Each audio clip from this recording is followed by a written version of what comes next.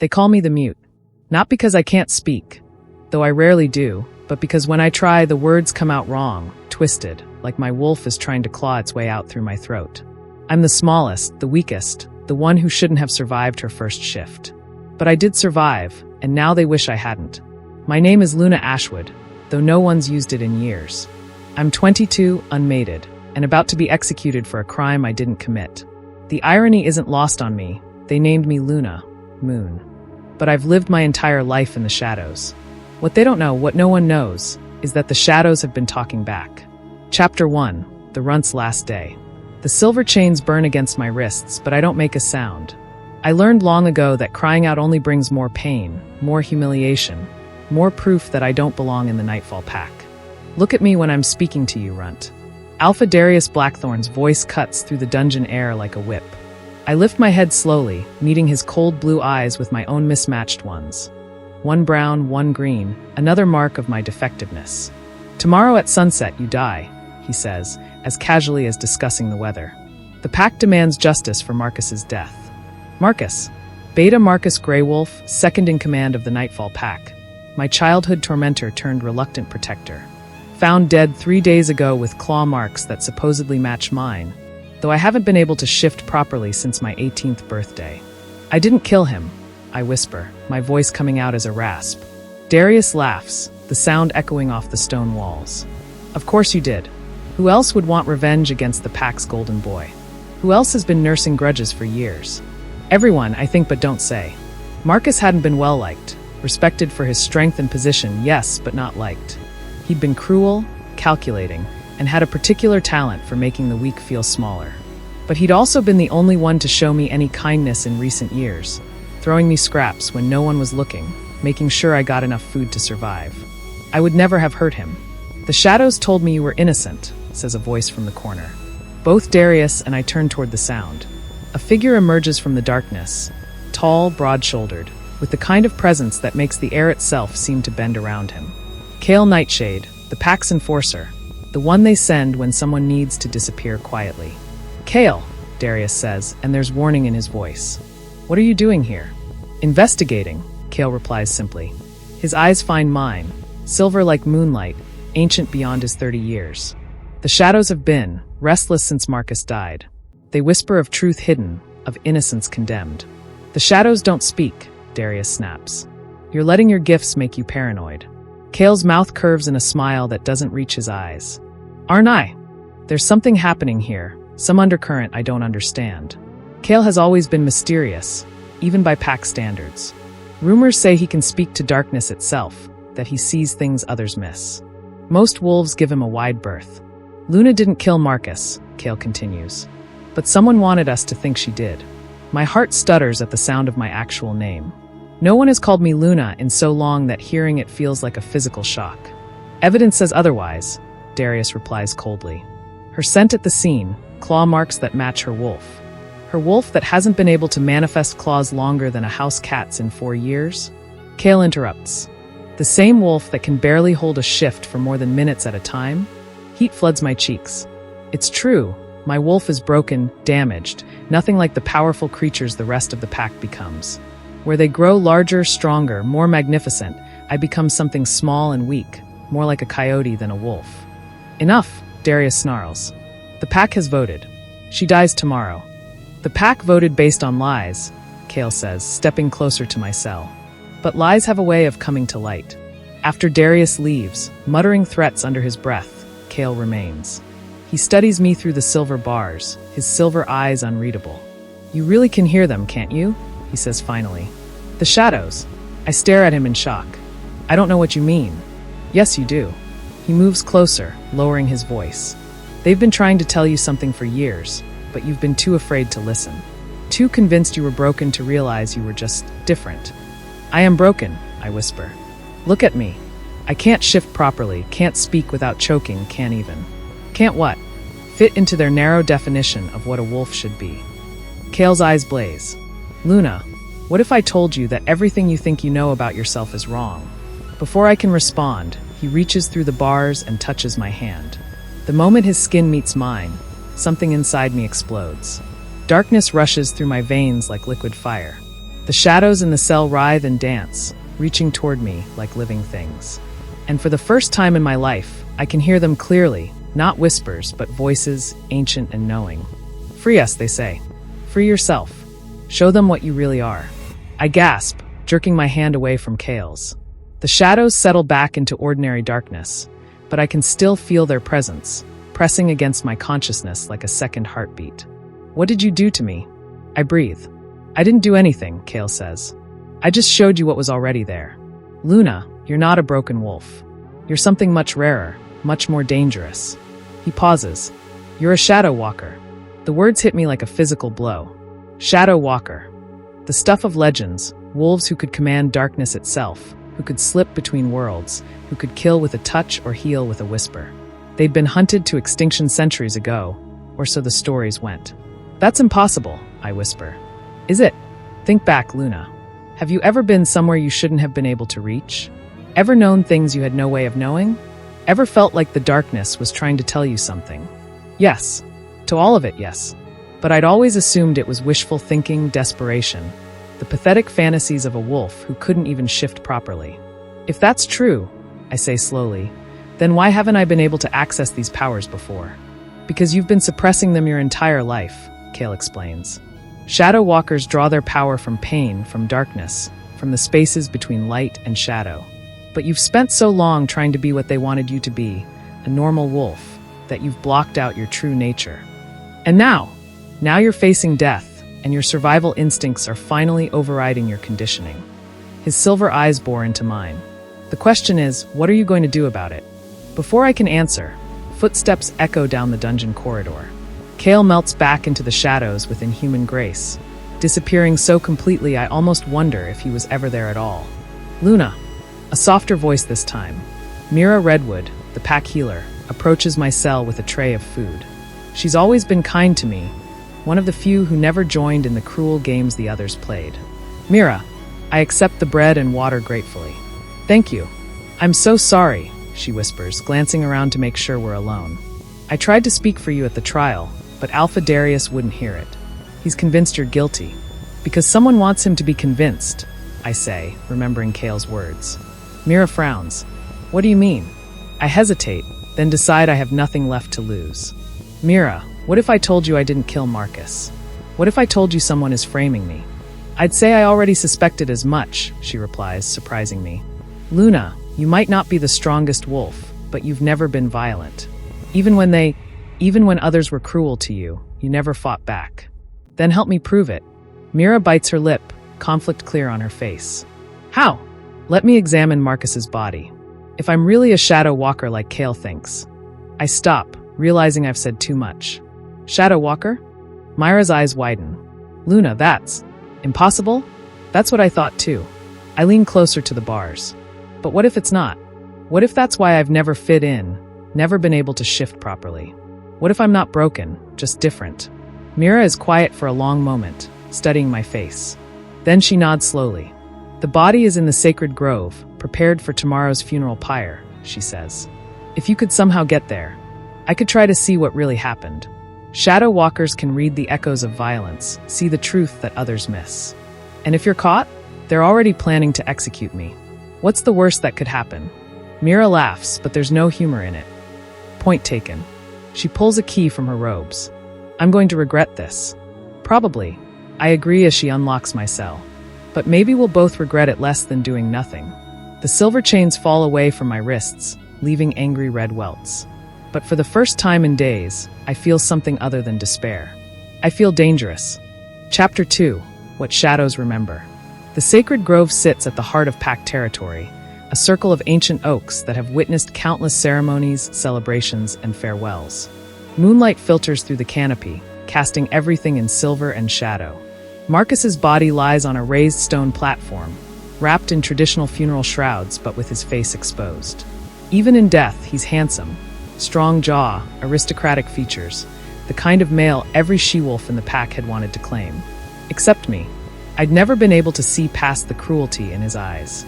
I can't believe I'm doing this, Mira whispers, keeping watch while I approach the body. Neither can I admit. My heart is pounding so hard I'm sure every wolf in the territory can hear it.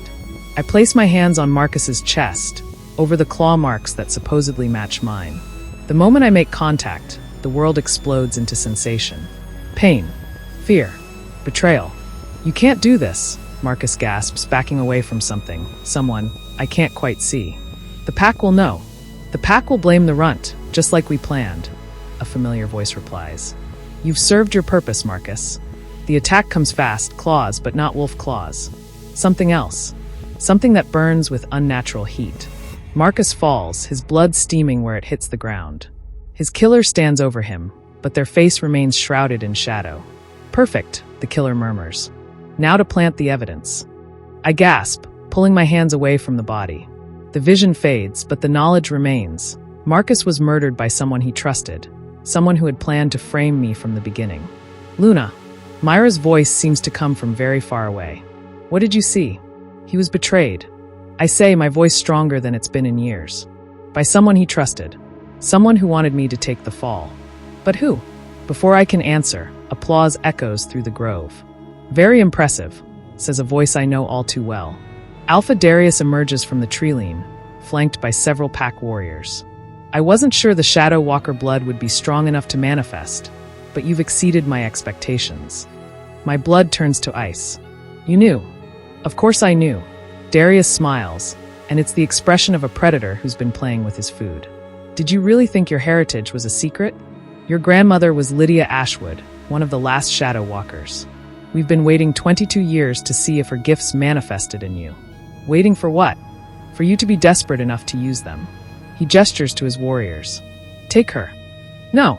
Mira steps between us. Alpha Darius, she's innocent. The real killer is standing right in front of us, Darius interrupts. Luna Ashwood, granddaughter of the Shadow Walker, who nearly destroyed our pack 2 decades ago. Did you think we'd forgotten? Did you think we'd forgive? Understanding crashes over me like a cold wave. You've been planning this my entire life. Not planning. Waiting. His blue eyes gleam with satisfaction. Lydia Ashwood killed 7 pack members before we finally brought her down. But we couldn't kill her grandson, her only living heir. So we waited. We watched. We made sure you grew up broken, ashamed, convinced you were worthless. But why let me live at all? Because Shadow Walker abilities can only be inherited through bloodline, Darius explains. And shadow magic is too valuable to destroy completely. We needed you alive long enough to manifest your powers, then we needed you grateful enough, or desperate enough, to serve. Serve? I laugh, but there's no humor in it. You tortured me for 22 years, and now you expect me to serve you? I expect you to do exactly what I tell you, or I'll kill everyone you've ever cared about. He nods to his warriors, and they spread out to surround Mira, starting with the healer who was foolish enough to help you. Rage floods through me, hot and dark and absolutely furious. The shadows around the grove begin to writhe and twist, responding to my emotions. Let her go, I say, and my voice echoes with power I've never felt before. Or what? Darius taunts. You'll hurt me? You, the broken little runt who can barely shift. The shadows surge toward him like a living tide. Darius stumbles backward, his eyes wide with sudden fear. That's more like it, he breathes. Show me what you can really do, Luna. But before I can respond, another voice cuts through the tension. That's enough. Kale steps into the grove, his silver eyes blazing with their own inner light. The shadows that have been responding to my fury suddenly calm, settling back into ordinary darkness. Kale, Darius snarls. I should have known you'd interfere. You should have known a lot of things, Kale replies calmly. For instance, you should have known that Shadow Walkers aren't the only ones who can command darkness. He raises his hand, and the shadows around Darius's warriors spring to life, wrapping around them like chains. The warriors cry out in alarm, struggling against bonds they can't see or break. What are you? Darius demands. I'm what happens when you kill a Shadow Walker's mate, Kale says, his voice deadly quiet. I'm what happens when someone with nothing left to lose spends 20 years learning to channel grief into power. My breath catches. You knew my grandmother. I loved your grandmother, Kale corrects, his eyes finding mine across the grove. She was my mate, my heart, my everything. And when this pack murdered her, I swore I would protect her bloodline. Touching, Darius sneers. But 20 years too late. The girl is mine now, whether she likes it or. His words cut off in a gurgle as shadows wrap around his throat. No, Kale says pleasantly. She's not. Darius claws at the darkness, choking him, but his fingers pass through shadow like smoke. His face begins to turn purple. Kale, stop, I say, surprising myself. Don't kill him. Why not? Kale's silver eyes burn with cold fury. He orchestrated Marcus's death. He framed you. He's planning to use you as a weapon against innocent people. Because if you kill him, you're no better than he is. I step closer, placing my hand on his arm. And because I want him to live with the knowledge of what he's lost. Kale stares at me for a long moment, then slowly releases his hold on the shadows. Darius collapses to his knees, gasping for air. You're making a mistake, he wheezes. The pack will never accept her. When they learn what she really is, they'll accept her because she's going to save them, Kale interrupts. There's something coming, Darius. Something that will require every bit of shadow magic we can muster. Your petty revenge games have put the entire pack at risk. What's coming? I ask. Before Kale can answer, a howl echoes across the territory, long, mournful, and wrong in ways I can't articulate. It's not a wolf's howl. It's something else, something that makes my shadow-touched blood run cold. What is that? Mira whispers. Kale's face goes white. Wraiths, he breathes. They've found us. Another howl answers the first, then another. Soon the night is filled with an inhuman chorus that seems to come from everywhere and nowhere at once. Impossible, Darius protests. Wraiths can't cross pack boundaries. The wards are powered by shadow magic, Kale explains grimly. Magic that's been weakened by 22 years without a proper shadow walker to maintain them. They've been failing slowly, and now, a third voice joins the conversation, ancient, cold, and utterly alien. Now we come to reclaim what was stolen from us so long ago. The voice seems to come from the shadows themselves, and when I look around the grove, I can see shapes moving in the darkness between the trees. Tall, thin figures that seem to be made of condensed night, with eyes like dying stars. What do they want? I ask, though I'm afraid I already know the answer. They want you, Kale says simply. Shadow walkers were originally their servants, their bridges between the world of the living and the realm of the dead. When your people broke free centuries ago, the wraiths never stopped hunting for a way to reclaim that connection. And now they've found one, I realize. Now they've found one, he confirms. Luna, you have a choice to make. You can come with us willingly and help us strengthen the wards, or you can let the wraiths drag you back to their realm along with anyone else who gets in their way. I look around the grove, at Darius, still on his knees and looking genuinely terrified for the first time in his life. At Mira, brave and loyal and completely out of her depth. At Kale, whose silver eyes hold 20 years of grief and determination. The smart choice would be to run, to use my newly awakened powers to slip away into shadow and never look back. Let the pack deal with the consequences of their cruelty. But I've never been smart. I've always been stubborn. I'll help, I say. But I have conditions. Luna, Mira protests. You don't owe them anything. I don't owe the pack anything, I agree. But I owe it to myself to be better than they are. I turn to Darius. First condition, you publicly clear my name. Tell the pack that Marcus was killed by someone else. Done, Darius says immediately. Second, no more executions, no more torture, no more treating pack members like they're disposable just because they're different. Darius hesitates, then nods reluctantly. Third, I continue, looking directly at Kale. I want to know everything. About my grandmother, about shadow walkers, about what I really am and what I'm capable of. That's not a condition, Kale says softly. That's a promise. As if in response to our agreement, the wraith voices rise in anger. The shapes in the shadows grow more solid, more threatening. The walker belongs to us, they hiss. She bears the mark, carries the blood. She will serve as her ancestors served. Over my dead body, Kale snarls, shadows coiling around him like armor. That can be arranged. The attack comes from all directions at once.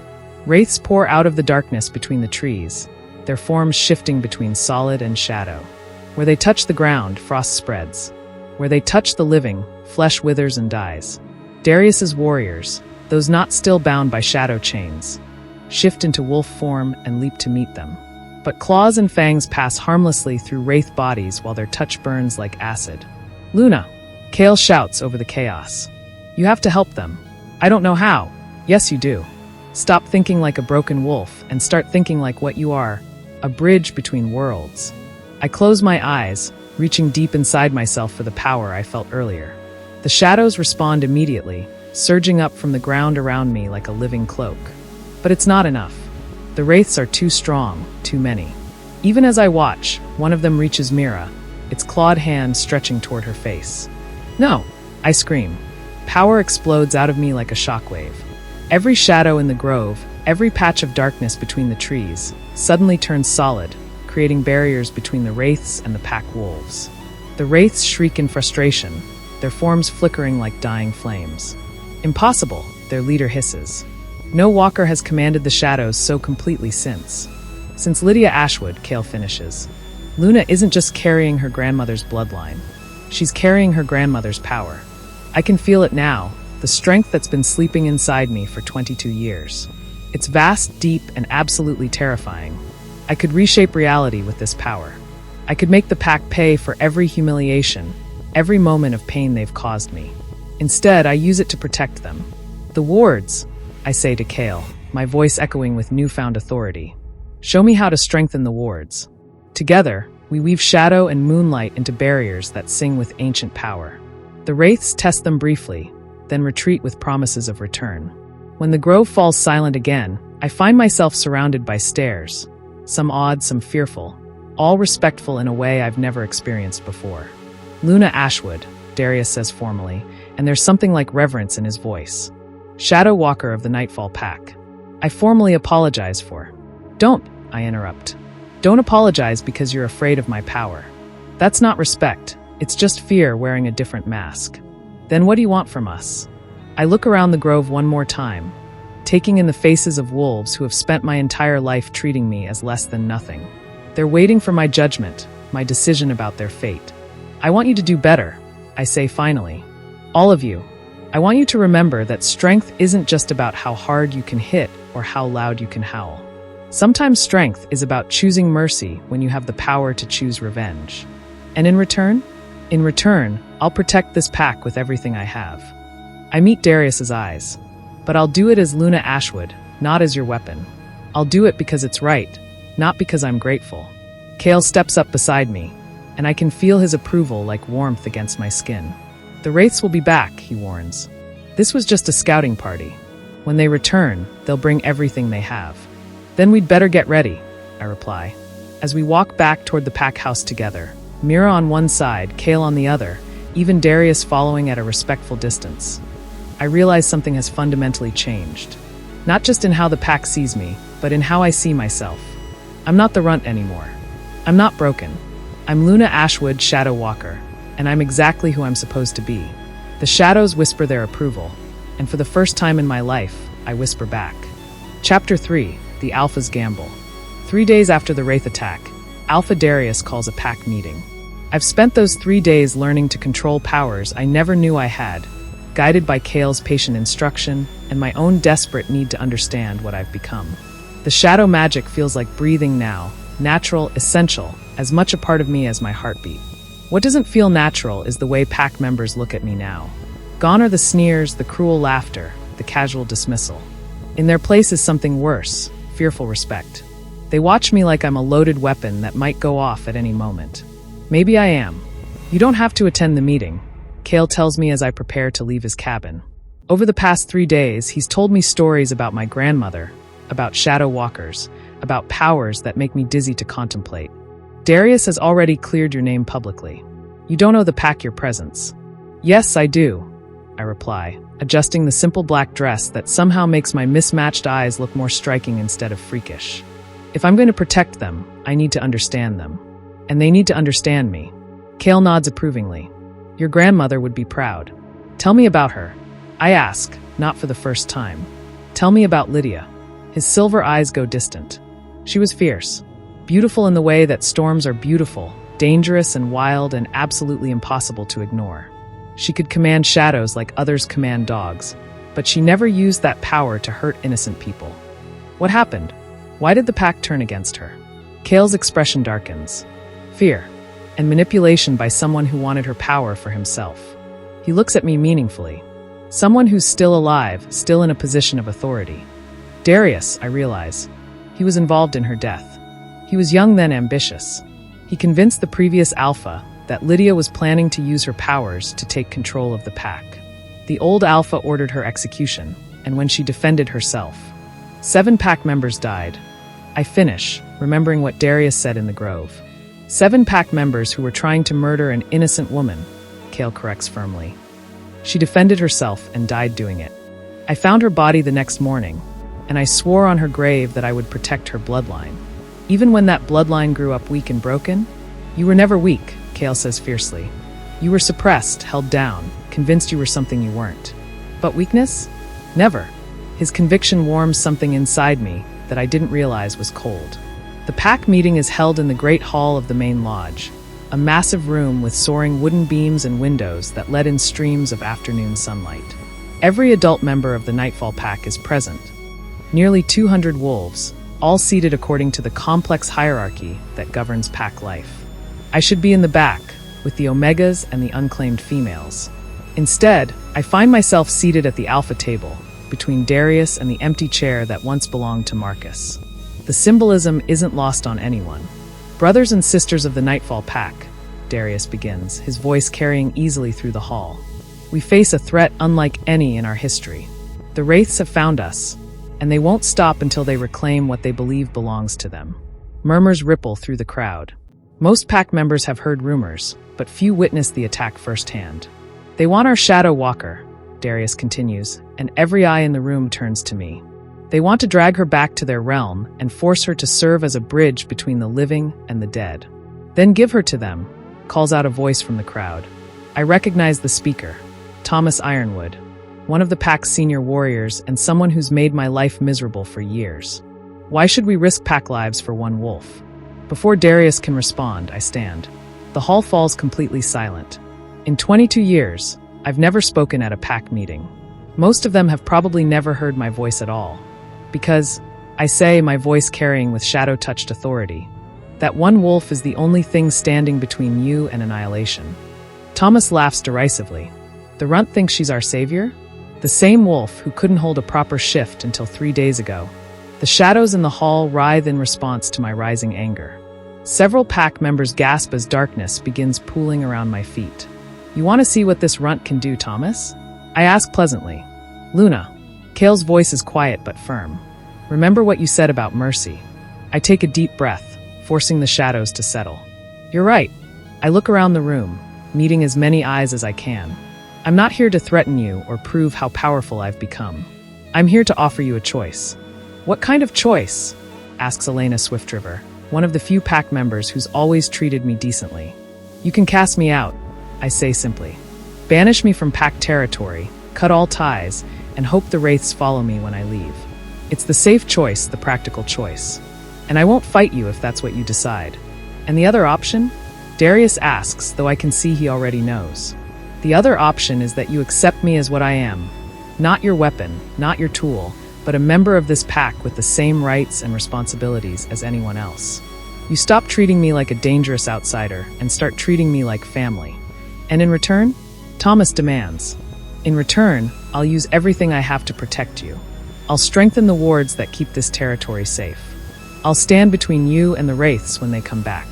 I'll be the bridge between your world and the Shadow Realm. Not because I have to, but because I choose to. The hall erupts in voices, arguments, debates, fears voiced and hopes expressed. Through it all, I remain standing, waiting for them to decide. Finally, Elena stands. I vote to accept Luna's offer, she says clearly. She's offering to risk her life for people who've treated her terribly. That kind of courage deserves our respect. Seconded, says another voice. Then another. One by one, pack members rise to voice their support. But not all of them. This is madness, Thomas protests. We're putting our lives in the hands of someone who's never proven herself. Who's never what? Interrupts a new voice from the back of the hall. Never shown courage? Never sacrificed for others? Never chosen mercy when she had the power to choose revenge. I turn to see who spoke and almost fall over in shock. It's David Stormcrow, Marcus's younger brother, and someone who's bullied me mercilessly over the years. David, I manage. He walks forward through the crowd, his expression serious. Marcus told me something before he died, he says, his voice carrying in the sudden quiet. He said he'd been watching you, that he'd seen you slip food to the Omega pups when you barely had enough for yourself. He said you'd never once tried to get revenge on the people who hurt you, even when you had opportunities. My throat tightens. Marcus said that? He said a lot of things, David continues. He said he regretted how he'd treated you, that he'd been planning to make amends. He said if anything ever happened to him, the pack should look to you for guidance, not because of your power, but because of your heart. The hall is completely silent now. Even Thomas seems stunned by this revelation. Marcus saw what the rest of us missed, David continues. Luna Ashwood isn't dangerous because she's powerful. She's powerful because she's dangerous to the darkness in all of us. She makes us want to be better. He stops in front of me and, to my amazement, drops to one knee. I, David Stormcrow, formally request to serve under Shadow Walker Luna Ashwood, he says in the ancient ritual words. I pledge my strength to her cause, my loyalty to her judgment, and my life to her protection. The effect is immediate and dramatic.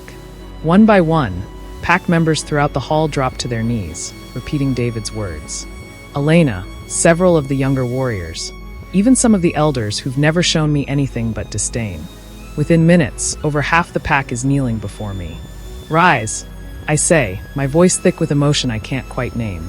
All of you, please rise. I don't want your submission. I want your partnership. They stand, but the respect in their eyes remains. Even Thomas looks thoughtful rather than hostile. There will be conditions, Darius says, reasserting his authority. Luna, your powers make you valuable, but they also make you dangerous. The pack needs assurances. The pack needs to decide if they trust me or not, I interrupt. You can't have it both ways, Alpha. Either I'm a member of this pack with all the rights that entails, or I'm a prisoner you're keeping for her usefulness. Choose. Darius stares at me for a long moment, and I can see him calculating, weighing the political implications of each choice. Finally, he nods. Luna Ashwood, he says formally, I hereby reinstate you as a full member of the Nightfall Pack, with all rights and privileges thereof. Including the right to challenge for position? Kale asks quietly. The question hangs in the air like a loaded weapon. In werewolf society, any pack member can challenge for a higher position if they feel they can better serve the pack in that role. It's rare, dangerous, and almost always involves ritual combat. Including that right, Darius agrees reluctantly. I feel every eye in the room turn to me, waiting to see what I'll do with this opening. The smart move would be to accept my reinstatement gracefully and work within the existing hierarchy. But I've never been particularly smart. I challenge Thomas Ironwood for the position of senior warrior, I say clearly. The hall explodes in shocked voices. Thomas's face goes white, then red with fury. You can't be serious, he snarls. You've never won a fight in your life. Then you shouldn't have any trouble defeating me, I reply calmly. Luna, Mira whispers urgently. What are you doing? Making a point, I whisper back. Darius holds up his hand for silence. The challenge has been made and acknowledged. As per pack law, combat will take place at sunset in the training grounds. The challenged may choose the terms. Thomas's smile is vicious. Shifted combat. No weapons. First blood or submission. Agreed, I say immediately. Luna, Kale says urgently, you can't shift properly. Can I? I meet his silver eyes. 3 days ago, I couldn't command shadows either. Maybe it's time to find out what else I've been suppressing. As the pack begins to disperse, buzzing with excitement about the upcoming challenge, David approaches me. Why, he asks. You've already won their respect. Why risk it on a fight you might not be able to win? Because respect based on fear isn't really respect, I explain. And because Thomas represents everyone in this pack who's ever used their strength to make someone weaker feel small. If I can't stand up to him, how can I protect them from the wraiths? And if you lose? I smile grimly. Then I'll lose as Luna Ashwood, not as the runt. Chapter 4, First Blood. Sunset paints the training grounds in shades of gold and crimson as the pack gathers to witness my challenge. The circular arena is traditional, packed earth surrounded by wooden bleachers that allow every pack member a clear view of the combat. I stand at the center, wearing simple training clothes and trying not to think about how many fights I've lost in this exact spot over the years. How many times I've been knocked down, pinned, humiliated while the pack watched and laughed. Today feels different. Today, the shadows whisper encouragement instead of mockery. Thomas enters from the opposite side, already partially shifted. His muscles bulge with supernatural strength, His fingernails have extended into claws, and his eyes glow with his wolf's amber fire. He looks like what he is, an apex predator bred for violence. "Last chance to surrender, runt," he calls out, loud enough for the entire pack to hear. "I don't want to hurt you too badly." "How considerate," I reply, beginning to circle him slowly. "But I think you'll find I'm not as breakable as you remember." "We'll see." The opening move comes faster than human reflexes could follow. Thomas lunges forward with claws extended, aiming for my throat. In the past, I would have stumbled backward, defensive and afraid. Instead, I step sideways and let the shadows catch me. For just a moment, I become one with the darkness, incorporeal, untouchable. Thomas's claws pass harmlessly through the space where I was standing while I reform 3 feet to his left. The pack gasps. Even partial shadow walking is supposed to be impossible without years of training. "Impossible," Thomas snarls, spinning to face me. "No one learns shadow techniques that fast." "Apparently I do," I say, and begin my own shift. It's nothing like the painful, incomplete transformations I've struggled with for years. This time, my wolf rises to meet me eagerly, no longer suppressed by fear and self-doubt. My bones don't break and reshape. They flow like water into new configurations. My skin doesn't tear to accommodate fur. It welcomes the change like an old friend. When the transformation completes, I'm not the small, weak creature the pack remembers. The wolf looking back at Thomas through my mismatched eyes is sleek and dark, built for speed rather than brute strength, with shadows clinging to her coat like living things. "Beautiful," I hear Kale murmur from the stands. Thomas attacks again, this time in full wolf form. He's massive, easily twice my size, with jaws that could crush bone and muscles that ripple with deadly power. He's also predictable. I dance away from his charge, using shadow steps to stay just out of reach. Each time he lunges, I'm somewhere else, behind him, beside him, above him as I leap using shadow as a launching platform. The pack watches in amazement as their former runt makes their senior warrior look clumsy and slow. But I'm not just dodging. I'm learning his patterns, his tells, the split-second hesitations that reveal his next move. And when I finally see the opening I've been waiting for, I take it. Thomas overcommits to a particularly vicious lunge. As he passes beneath me, I drop from a shadow platform directly onto his back, my claws finding the soft spot just behind his left shoulder. First blood. Thomas howls in pain and fury, bucking like a wild horse to dislodge me. But my claws are anchored deep, and the shadows help me maintain my grip.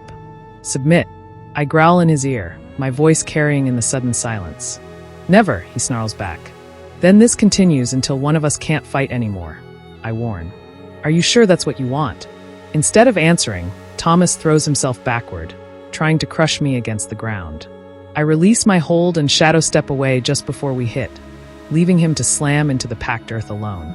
He rolls to his feet, bleeding and furious, and I can see the exact moment when he stops thinking of this as a dominance display and starts thinking of it as a real fight. His next attack is designed to kill. Claws and fangs flash as he comes at me with everything he has. No more testing, no more playing, just raw, murderous intent. The crowd gasps as they realize how serious this has become. I meet his charge head-on. We collide in the center of the arena in an explosion of fur and fury. Thomas is stronger, bigger, more experienced in combat. But I have advantages he can't match: speed, shadows, and 22 years of suppressed rage finally finding an outlet. We roll across the ground in a snarling ball of violence, each seeking the killing blow. His claws rake across my ribs, sending bright pain through my nervous system. My teeth find his throat, just missing the jugular as he twists away. Blood flows, mine and his painting the arena floor in crimson. "Enough!" Darius shouts from the stands. Both fighters stand down, but neither of us is listening anymore. Thomas has become the face of every wolf who ever hurt me, ever made me feel small and worthless. And I've become something he never expected to face, someone who fights back. The decisive moment comes when Thomas makes a critical error. Drunk on his own rage, he leaves his left flank exposed for just a heartbeat. I don't hesitate. Shadows propel me forward faster than should be possible. My jaws clamp down on his exposed throat, not hard enough to kill, but hard enough to make my point absolutely clear. Thomas goes very, very still. "Submit," I growl again, tasting his blood on my tongue. For a moment, I think he's going to refuse. His muscles tense beneath me, and I can feel him calculating whether he can break free before I can bite down harder. Then finally he goes limp. "I submit," he whispers. I release him immediately and step back, shifting to human form as the arena erupts in cheers and shocked exclamations. Thomas remains in wolf form for a moment longer, licking his wounds and staring at me with something that might be respect. When he finally shifts back to human, he's bleeding from multiple wounds, but none of them are serious. Pack law requires first blood or submission, not death. "Well fought," he says grudgingly. "You too," I reply and mean it. "Thomas, I don't want to replace you. I want to work with you." He frowns. "What do you mean?" I don't know the first thing about being a senior warrior. I can fight one-on-one, apparently, but pack defense? Training younger wolves? Coordinating with other warriors? I shake my head. "I'll need help. Your help. You're offering to share the position?" "I'm offering to learn from you while you learn from me," I correct. "The wraiths aren't going to attack us one at a time. When they come, we'll need every advantage we can get." Thomas considers this, then extends his hand. Partners, I agree, shaking it. The crowd goes wild. As pack members swarm the arena to congratulate me, I catch sight of Kale in the stands. He's smiling with something that looks like pride, and when our eyes meet, he mouths a single word. "Perfect." Later, after the excitement has died down and the crowd has dispersed, I find myself alone with Kale in his cabin. "Your grandmother would have been proud," he says, cleaning the cuts on my arms with gentle efficiency, though she probably would have ended the fight faster. "I wanted to make a point, not just win," I explain. "The pack needs to see that strength doesn't have to mean dominance." "And Thomas, you think he's really willing to work with you?" "I think he's smart enough to recognize when he's outmatched," I say honestly. "And I think he genuinely cares about the pack, even if his methods have been problematic." Kale nods approvingly. "Mercy and wisdom. Yes, Lydia would definitely be proud. Tell me more about her," I request. "About what she could do that I haven't learned yet." Kale's expression grows serious. "Luna, what you did today, shadow walking, combat shifting, using darkness as a physical platform. Most shadow walkers train for decades to achieve that level of control. But Lydia could do things that would make today's display look like parlor tricks.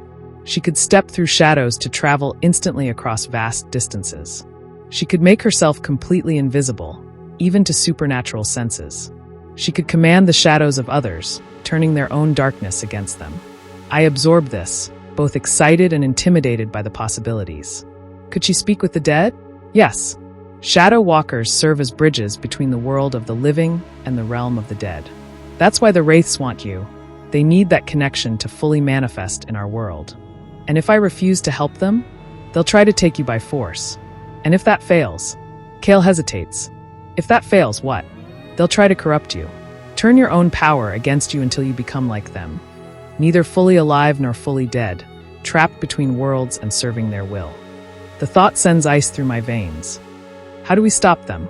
We don't stop them, Kale says grimly. We survive them. The wraiths are ancient, powerful, and patient. They've been waiting for a shadow walker to emerge for over 2 centuries. Now that they've found you, they won't give up easily. Then we'd better make sure I'm ready, I say with more confidence than I feel. Tomorrow we begin your real training, Kale agrees. Today you learn to fight as a wolf.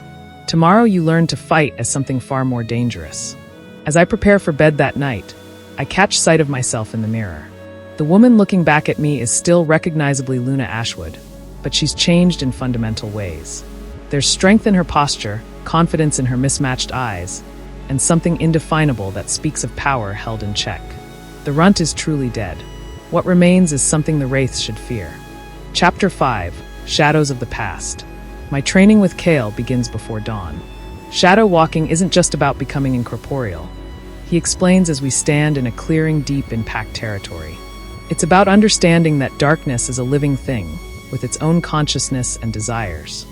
I close my eyes, reaching out with senses I'm still learning to use. The shadows around us feel curious, interested in what I might ask of them. They're watching me, I realize. They're evaluating you, Kale corrects. Shadows serve shadow walkers, but only if they deem us worthy.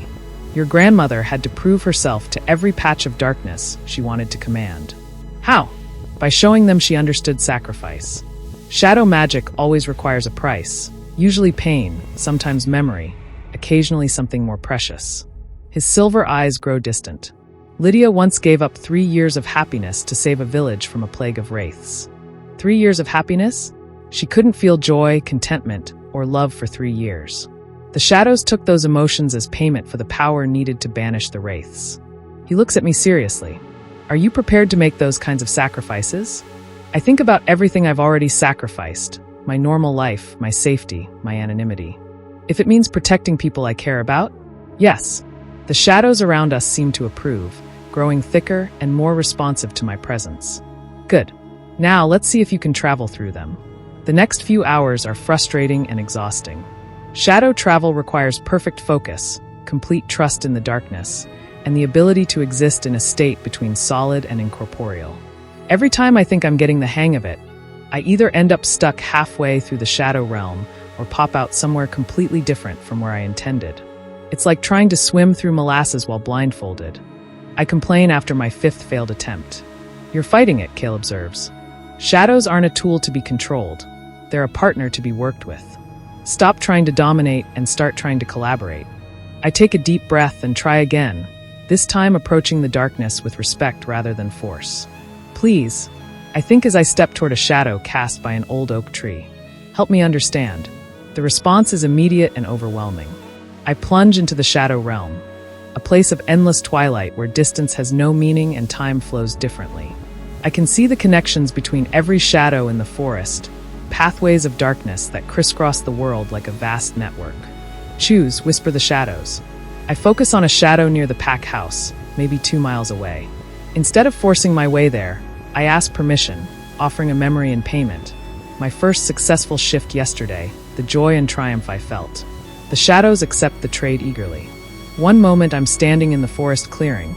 The next I'm stepping out of the shadow cast by the pack house's front porch. Impressive, says a voice behind me. I spin around to find Darius watching me with unreadable eyes. Alpha, I was just training. Yes, I can see that. He approaches slowly, his movements careful and non-threatening. How far can you travel that way? I don't know yet. Why? Because we have a problem. His expression grows grim. 3 of our scouts haven't reported in from the northern border. That's Wraith territory now. My blood runs cold. You think they were taken? I think they're probably dead, Darius says bluntly. But we need to know for sure. If the Wraiths are building up forces for another attack, we need intelligence about their numbers and capabilities. You want me to scout the northern border. I want you to consider it. You're the only one who might be able to get close to Wraith territory without being detected. He pauses, but I won't order you to go. This is your choice. I study his face, looking for the manipulation, the hidden agenda. Instead, I see something I've never seen from Darius before, genuine concern for his people. I'll need backup, I say finally. Someone who can get word back to the pack if things go wrong. Thomas volunteered, Darius says, surprising me. Apparently yesterday's fight convinced him you might actually know what you're doing. Thomas wants to work with me. Thomas wants to prove he's worthy of working with you, Darius corrects. There's a difference. An hour later, I'm back in the forest with Thomas, both of us equipped with emergency supplies and weapons that will be useless against wraiths, but might help against whatever else we encounter. You know this is probably a suicide mission, Thomas says as we head north toward the border. Probably, I agree. Why did you volunteer? He's quiet for a moment, then says, because yesterday I learned something important. I learned that real strength isn't about making others feel weak. It's about making them feel stronger. He glances at me. You could have humiliated me in that arena. Made me look foolish, proven how much better you are. Instead, you offered partnership. Everyone deserves a chance to be better than they were. I say simply. Even wraiths. I consider this seriously. I don't know. Maybe. Kale says they used to be something else, before they became what they are now. Maybe there's still something redeemable in them. And if there isn't, then we do whatever it takes to protect the people we love. The northern border is marked by a line of standing stones, each one carved with protective runes that pulse with fading power. Beyond them, the forest changes. Trees grow twisted and dark, shadows move independently of their sources, and the very air feels wrong. This is as far as I go, Thomas says, stopping at the stone line. From here, you're on your own. If I'm not back by sunset, I'll report to Alpha Darius that you died bravely, Thomas finishes. But Luna, don't die. The pack needs you more than you know. I nod and step across the border into wraith territory. The change is immediate and nauseating. The normal sounds of forest life, birds, insects, small animals, all cut off as if someone threw a switch. The shadows here are different too, hungry and aggressive instead of curious and helpful. I try to shadow step and find myself rebuffed by the local darkness. These shadows don't serve shadow walkers, they serve the wraiths. Moving carefully, I make my way deeper into the corrupted forest. Every instinct I have is screaming at me to turn back, but I push forward. Somewhere ahead are answers about what happened to the missing scouts. I find the first body after an hour of searching. Jake Riversong, one of the pack's youngest scouts, lies at the base of a dead tree. At first glance, he looks peaceful. No obvious wounds, no signs of struggle. It's only when I get closer that I see the truth. His shadow is gone. Where there should be a dark outline cast by the pale light filtering through the canopy, there's nothing. Jake Riversong died when something stole his shadow, leaving behind an empty shell. "Terrible, isn't it?" says a voice like winter wind. I spin around to find a wraith watching me from the darkness between two trees. Up close, it's even more disturbing than I remembered, tall and impossibly thin, with features that shift and flow like smoke given form. "You killed him," I say, hand moving instinctively toward the silver knife at my belt. "We liberated him," the wraith corrects. "His shadow was trapped in flesh, forced to serve mortal concerns. Now it serves eternal purposes. He was 20 years old. He had his whole life ahead of him. Life is brief and meaningless," the wraith says dismissively. "Shadow is forever." Before I can respond, 2 more wraiths emerge from the darkness. Then 2 more. Within seconds, I'm surrounded by beings that exist in the space between life and death. "Luna Ashwood," the first wraith says, and my name sounds like a curse on its lips. "Granddaughter of Lydia Ashwood, last free shadow walker. You will come with us." "I don't think so," I reply, shadows beginning to coil around me defensively. The wraiths laugh, a sound like breaking glass and dying dreams. "You cannot command shadows here, little walker," the first one says. "This is our realm now. Here, darkness serves us." To prove its point, the wraith gestures, and the shadows I was trying to gather writhe away from me like they've been burned. "But we are not unreasonable," the wraith continues. "Serve us willingly, and we will make your transition comfortable. Refuse, and we will take what we need by force." "What exactly do you need?" I ask, stalling for time while I try to figure out how to escape. "A bridge," another wraith answers. "The barriers between the world of the living and the realm of the dead have grown thick over the centuries. We need a shadow walker to thin them, to create passages through which our armies can travel." "Armies? There are millions of us in the shadow realm," the first wraith explains. "Beings who died with unfinished business, who refuse to pass into whatever comes after death. We have been patient, waiting for the barriers to weaken naturally. But patience has its limits. Understanding crashes over me like a cold wave. You want to invade the living world. We want to reclaim what was ours before the first shadow walker taught mortals how to bind us beyond the veil," the wraith corrects. "Death is the natural state. Life is the aberration." "That's insane." "That is truth." The wraith extends one shadowy hand toward me. "Come, Luna Ashwood. Take your place as the bridge between worlds, and we will show you wonders beyond mortal comprehension." I look around at the circle of wraiths, at the dead forest, at Jake's body lying empty and shadowless. These beings want to turn the entire world into this, a realm of the dead where shadows serve only darkness and life exists only at the sufferance of things that should have passed on long ago. "No," I say simply. The wraiths hiss in unison. "Then you have chosen suffering." They attack as one, reaching for me with hands that burn with cold fire. But as their fingers close around my arms, I smile. "Actually," I say, "I've chosen something else entirely.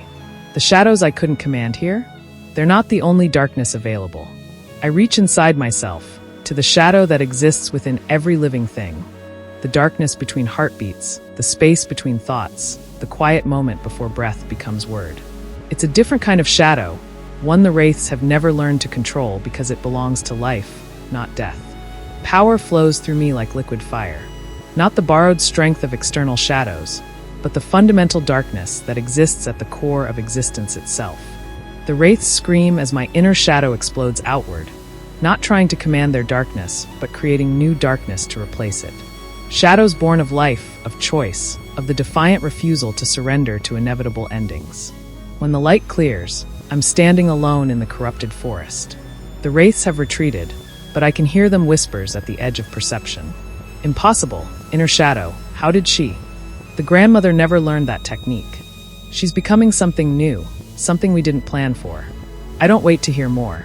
Gathering Jake's body, I sprint back toward the border, using my inner shadow to speed my movements and mask my presence. Thomas is waiting when I emerge from wraith territory, and the relief on his face is almost comical. Luna, thank the moon you're alive. What did you find? I found out why they want me so badly, I say grimly. And I found out that maybe, just maybe, I'm strong enough to stop them. As we head back toward packed territory with Jake's body, I can't shake the feeling that something fundamental has changed. The wraiths expected to face Lydia Ashwood's granddaughter. Instead, they encountered something entirely new. A shadow walker who draws power not from external darkness, but from the shadows that exist within life itself. They're not ready for that. But then again, neither am I. Chapter 6, The Price of Power. The pack mourns Jake Riversong for 3 days. I spend those 3 days learning to control the inner shadow I discovered in wraith territory. It's unlike anything Kale has taught me, wilder, more primal, connected to the fundamental forces of existence rather than the borrowed darkness of the shadow realm. I don't understand it, Kale admits as we stand in his cabin, watching me make flames dance without touching them by manipulating the shadows between the fire molecules. This isn't traditional shadow walker magic. Maybe that's the point, I suggest. Maybe I'm not supposed to be a traditional shadow walker. Or maybe you're becoming something else entirely. His silver eyes are troubled. Luna, power like this always comes with a price. The question is whether you're prepared to pay it. Before I can ask what he means, Mira bursts into the cabin. Luna, you have to come quickly, she pants. It's David, something's wrong with him. We find David Stormcrow in the pack house infirmary, thrashing in a bed while 2 other healers try to hold him down. His eyes are rolled back in his head, showing only white, and his body temperature is dangerously high. How long has he been like this? I ask. About an hour, Mira replies. He was fine this morning, then he collapsed during training and started this. David's back arches off the bed as another convulsion grips him. When his mouth opens, words spill out, but they're not his words. She comes, the bridge who burns, the shadow who births light. We cannot hold, we cannot stop. He's channeling something, Kale realizes. Something is using him as a conduit. I step closer to the bed, ignoring the healer's protests. The moment I touch David's fevered skin, images explode through my mind. The shadow realm, vast and endless. Millions of wraiths gathering in formations that stretch beyond the horizon. And at their center, something ancient and terrible, wearing a crown of dying stars. Find her, the crowned figure commands in a voice like the heat death of the universe. Find the walker who dares to command inner shadow. She will open the way for us, or we will tear the barriers down around her. I jerk my hand away from David, gasping. What did you see? Kale demands. An army, I whisper. They're gathering every wraith in the shadow realm, and they're being led by something that used to be a shadow walker. What? The crowned figure. It used to be human. I could see the shape of what it was before it became that. I look around at the worried faces surrounding David's bed. They're not just planning to invade our world. They're planning to end it. David's convulsions suddenly stop. His eyes snap open, focusing on me with terrifying intensity. 7 days, he says in a voice that's not his own. 7 days until the barriers fall and the dead reclaim what was stolen from them. Prepare yourself, Bridge. Soon you will choose between serving willingly or watching everything you love become shadow. Then he collapses back onto the bed, unconscious but no longer convulsing. 7 days, Mira whispers. Luna, what are we going to do? I stare down at David's peaceful face, thinking about the vision I saw, about the impossible army gathering in the shadow realm.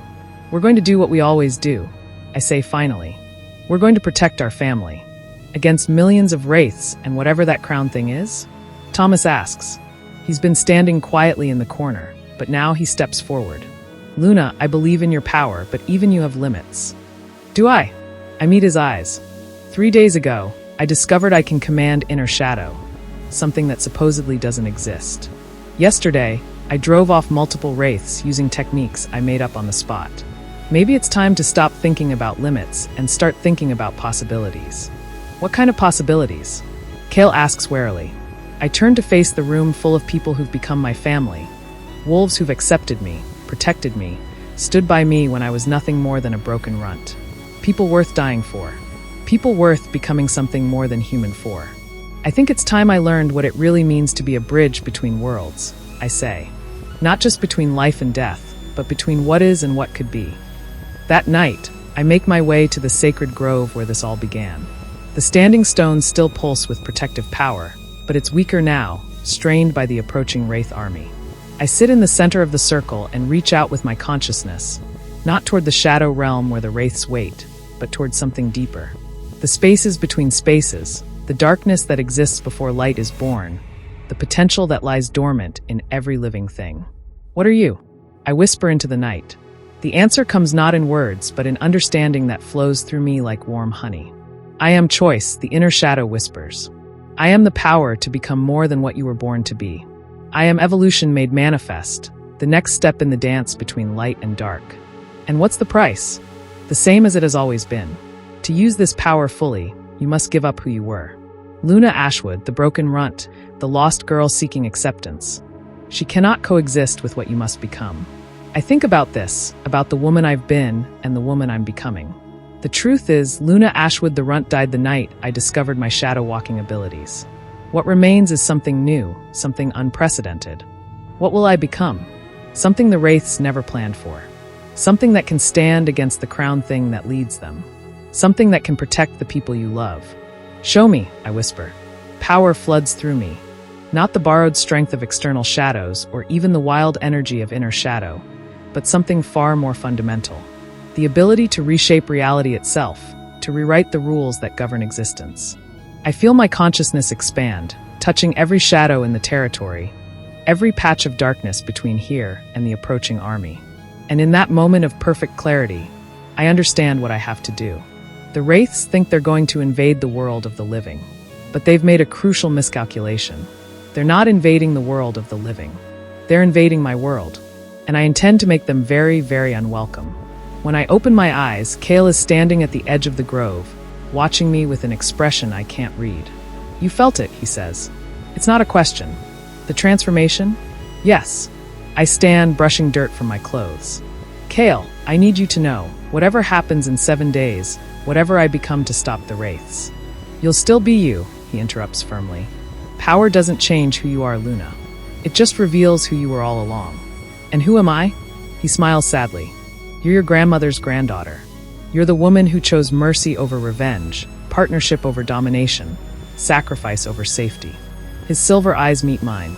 You're the bridge between worlds, and you're exactly what this world needs.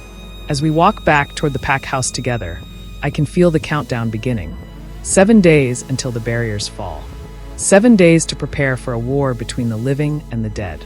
7 days to become something powerful enough to win it. The shadows whisper their encouragement, and for the first time since this all began, I whisper back with complete confidence. I am Luna Ashwood, Shadow Walker, bridge between worlds. And the Wraiths have no idea what they're about to face. Epilogue, the bridge awakens. 6 days later. The attack comes at dawn, exactly as the vision predicted. The attack comes at dawn, exactly as the vision predicted. The sky darkens as thousands of Wraiths pour through tears in reality, their forms blotting out the sun. The temperature drops 20 degrees in seconds, and frost begins forming on every surface as the boundary between the living world and the realm of the dead collapses.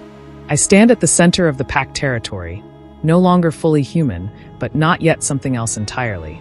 The transformation I began 6 days ago has been building steadily, changing me in ways I'm still discovering. Luna. Thomas's voice cuts through the otherworldly howling as he leads the pack's warriors into defensive positions. They're everywhere. He's right. Wraiths fill the sky like a plague of shadows, descending toward pack territory with hungry purpose. At their head flies the crowned figure from my vision, the ancient shadow walker who chose to become something monstrous rather than pass into whatever comes after death. Luna Ashwood. Its voice echoes across the battlefield, somehow audible above the chaos. You have one final chance to join us willingly. Refuse, and we will take what we need from your corpse. Counteroffer. I call back, my voice carrying with power that makes the air itself tremble.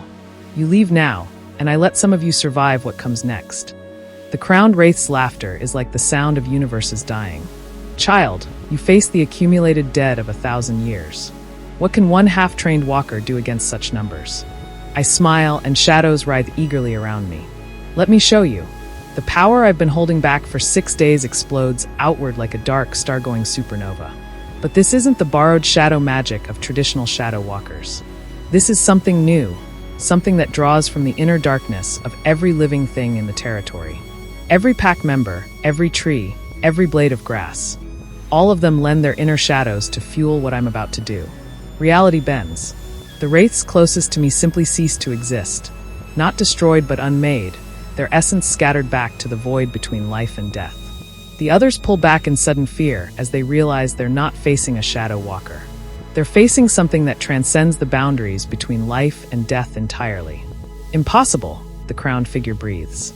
No walker has ever commanded that level of power. No walker. I agree, my voice now carrying harmonics from the space between dimensions. But I'm not just a walker anymore. I'm evolution. I'm what happens when someone refuses to accept that things have to stay the same. I rise into the air, supported by wings made of crystallized shadow. The wraiths scatter before me like leaves in a hurricane. But the crowned figure doesn't retreat. Instead, it draws power from its army, growing larger, more solid, more terrible. Then let us see which evolution is stronger, life reaching toward death, or death claiming dominion over life. We clash in midair with the force of colliding galaxies. The crowned wraith is ancient, powerful, sustained by centuries of accumulated death and despair. Its touch withers everything it contacts. Its presence drains warmth and hope from the world. But I am something it never anticipated. A bridge that doesn't just connect life and death, but transforms the relationship between them entirely. Where its claws rake across my shadow-wreathed form, new possibilities bloom. Where its deathly cold meets my inner fire, evolution sparks into being. What are you? It screams as its attacks not only fail to harm me, but seem to make me stronger. I'm what comes next, I reply, and reach out with power that doesn't destroy the crowned wraith, but offers it something infinitely more terrifying. Choice. For the first time in centuries, the ancient shadow walker remembers what it felt like to be alive. Remembers love, hope, the simple joy of watching a sunrise. Remembers that death was meant to be a transition, not a destination. No, it whispers, but I can see the recognition in its burning eyes. I chose this.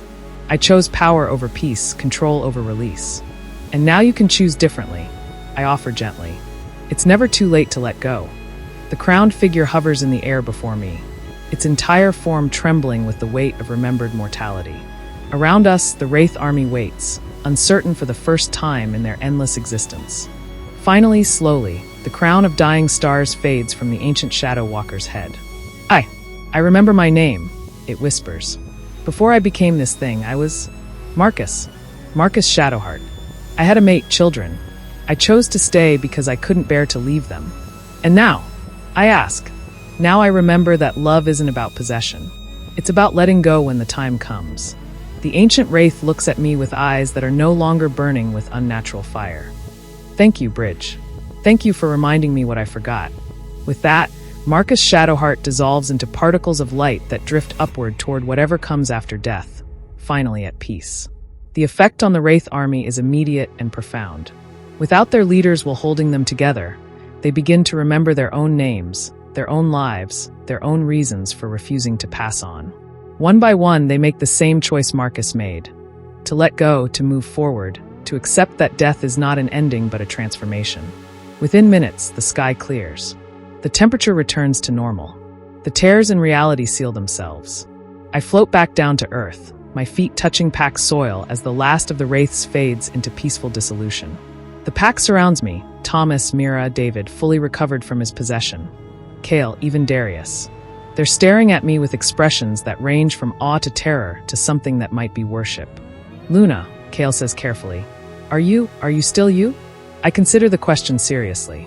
Am I still Luna Ashwood, the broken runt who couldn't shift properly? No, that version of me is gone forever. Am I still the woman who chose mercy over revenge, who offered partnership instead of domination? Yes, that part of me remains. I'm who I need to be, I say finally. I'm the bridge between what was and what could be. I'm evolution made manifest.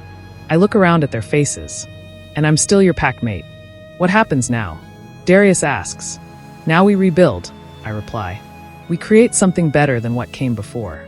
A pack where strength is measured not by the ability to dominate others, but by the willingness to lift them up. And the power you displayed today? I smile, letting shadows dance playfully around my fingers. The power remains, but it serves love, not fear. It protects the innocent rather than controlling them. Thomas steps forward, and to my surprise, he's grinning. So, he says, same Luna, just with the ability to reshape reality at will? Pretty much, I agree. I can work with that, he declares, and the pack erupts in laughter. Later, as the celebration of our survival winds down, I find myself alone with Kale in his cabin. Your grandmother would be proud, he says, the same words he's spoken so many times before. But this time, they carry a weight of finality. Because I became powerful? Because you remained kind, he corrects. Power like yours. It would be so easy to lose yourself in it, to become something cold and remote. But you chose to stay connected to the people who matter. The power isn't the point, I realize. It never was. The point is what you choose to do with it. And what will you choose? I look out the window at the packed territory, at the lights in the houses where families are reunited, where children are safe, where people can sleep peacefully because someone stood between them and the darkness. I choose to be worthy of the trust they've placed in me, I say. I choose to use this gift to build something better than what existed before. And personally, what about your own happiness? I turn to find Kale watching me with those silver eyes that have seen so much pain, so much loss, so much love. What about it? I ask. Instead of answering with words, he steps closer and takes my hands in his. Luna Ashwood, bridge between worlds, evolution made manifest. Would you do me the honor of being my mate? The question catches me completely off guard. Kale, are you sure? I'm not exactly human anymore, Anne. Neither am I, he interrupts gently. I'm a man who's spent 20 years learning to love the shadows because they reminded me of the woman I lost. But now I have the chance to love the woman who commands them. I stare at him, this man who protected me when I was nothing, who trained me when I was learning, who stood by me when I was becoming something unprecedented. Yes, I whisper, and shadows dance joyfully around us both. Yes, absolutely yes. When we kiss, it's like the collision of stars, dangerous and beautiful and transformative. I can feel his shadows reaching out to twine with mine, can sense the beginning of a bond that will reshape both of us in fundamental ways. So, Kale says when we break apart, what does the future hold for the newly evolved Shadow Walker and her mate? I consider this, reaching out with consciousness that now spans dimensions to glimpse the possibilities ahead. I see challenges, certainly, other supernatural threats that will require attention, growing pains as the pack adapts to having someone like me among them, the ongoing process of learning to control abilities that seem to expand daily. But I also see hope. I see a pack that grows stronger through diversity rather than conformity. I see children born with gifts that would have been considered curses in the old system. I see a world where being different doesn't mean being alone.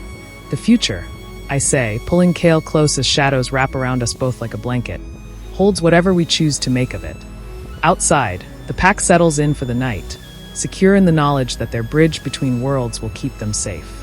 And in the space between sleeping and waking, in the quiet darkness that exists at the heart of all living things, power pulses gently, not seeking control, but offering protection. Luna Ashwood, the runt, is dead. Luna Ashwood, the bridge, has just begun to live. The end. To get more paranormal tales like this, click the subscribe button, like, share, and comment on this post. Thank you.